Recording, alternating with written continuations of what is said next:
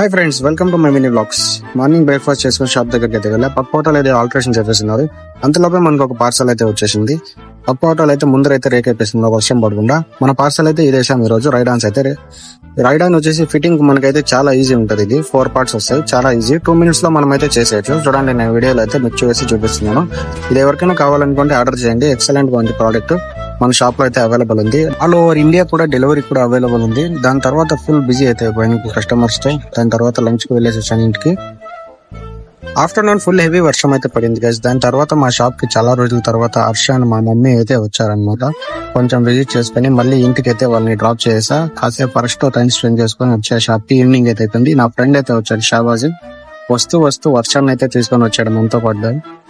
వాడు కొత్త బైక్ తీసుకున్నాడు. ఒక రౌండ్ అయితే వేసుకొని వద్దామని చెప్పి వెళ్ళాము. వర్షం పడుతున్నా సరే కాసేపు ఆగిన తర్వాత వెళ్ళాము.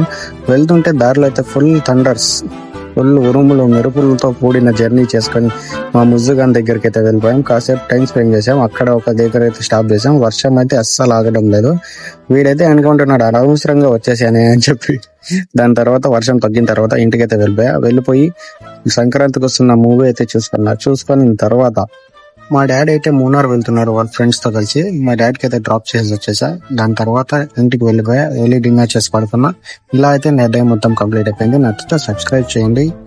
మీ ఫ్రెండ్స్ అందరితో షేర్ చేసుకోండి. Subscribe please.